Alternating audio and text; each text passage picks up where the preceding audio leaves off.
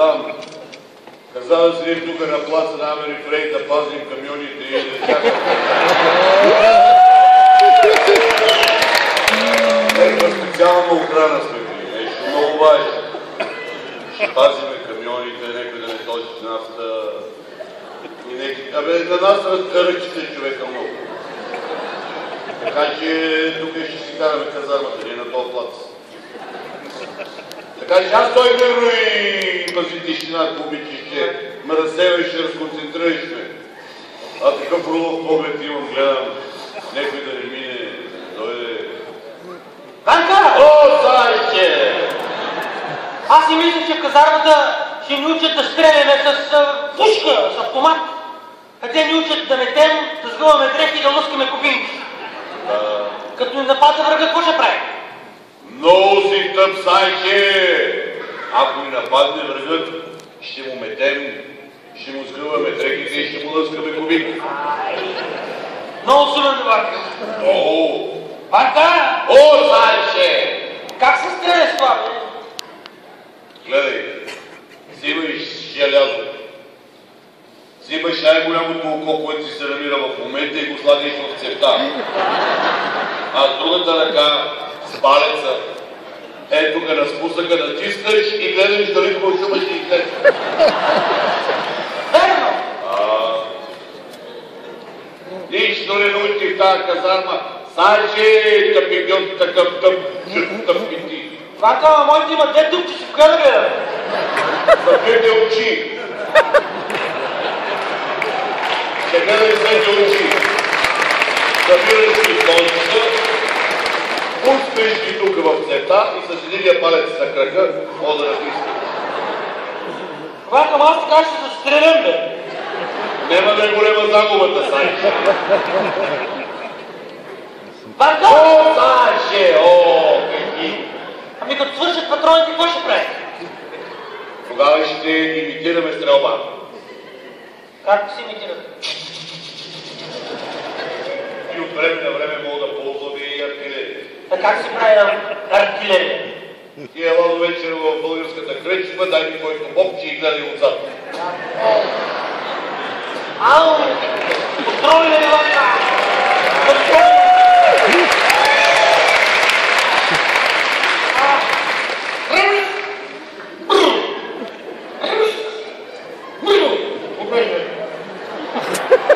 Ред команда не изпълняваме.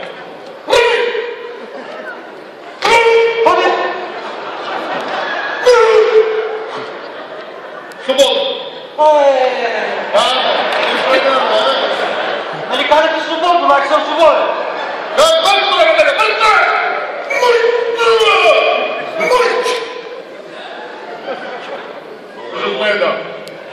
Обаче ви идирам тук на плац. Положението какво е положение? Господин Ша! Да! Заповедта ми изпълнена! Аз нищо не съм заповеден. Той ни лично сте изпълнен.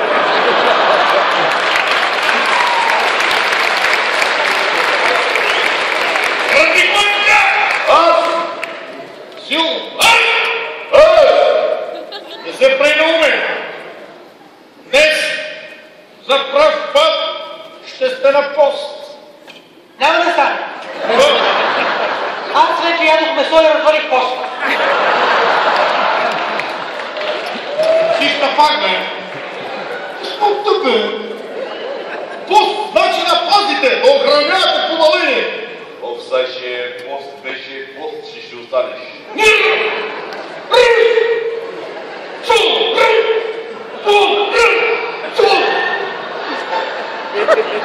Пъти за 20!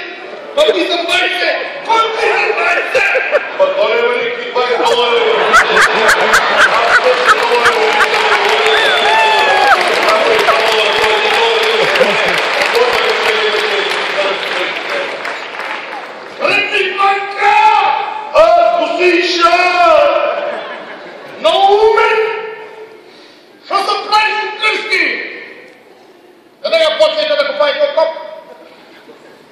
То нямаме мотички. Ама...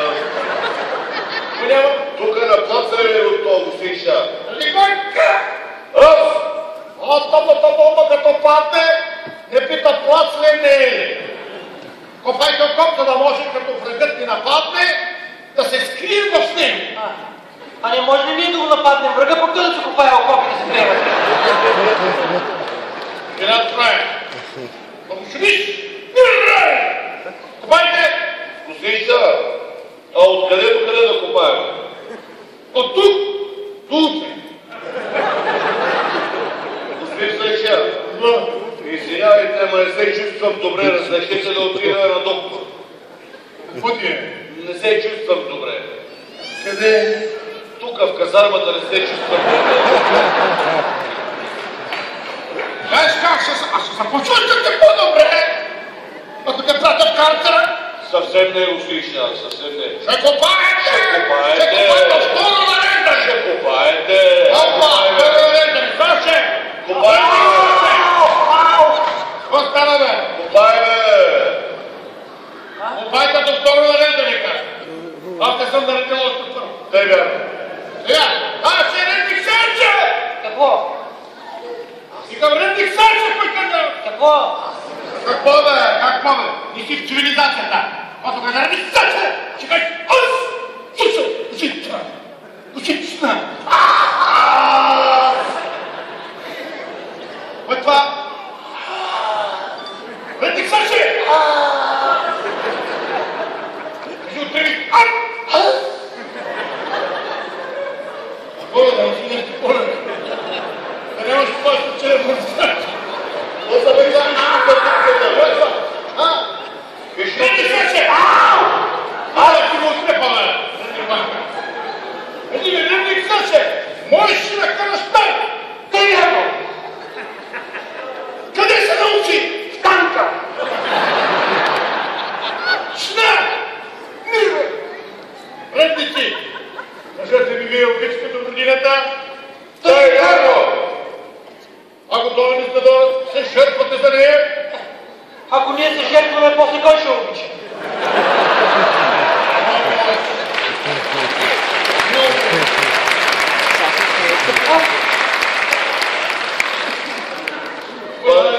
Знаеш ли за къде е това? Сега го пребери обратно. Да, аз ще го Шляпка! Шляпка! Трябва да доброволен за обезвреждане на минното поле. диригент. И доброволеца си ти. Диригента. Ама аз не искам съм доброволец. Не, ти искаш. Редник Саше, ма не знаеш още, че искаш. Господин Сташина, може ли последен въпрос? Казвай. На тая гранатка, Стига бе, Санче, бе!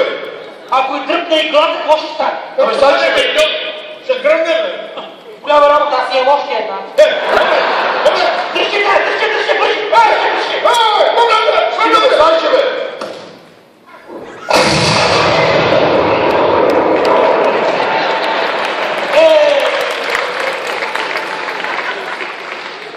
Много си умен, Санче! Уволнението дойде по-рано.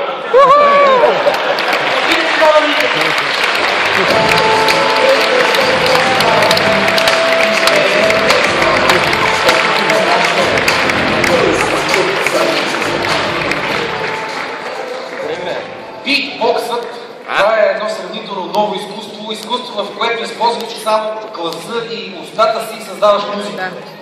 Без инструменти, без нищо. Един човек, една уста, един микрофон и на живо. Скоро си искам да ви кажа, че световните шампиони по битбокс са българи.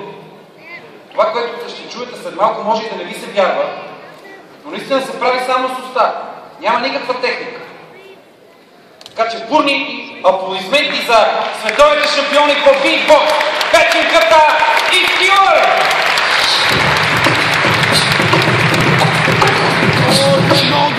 Те са супер! Здравейте, Чикаго!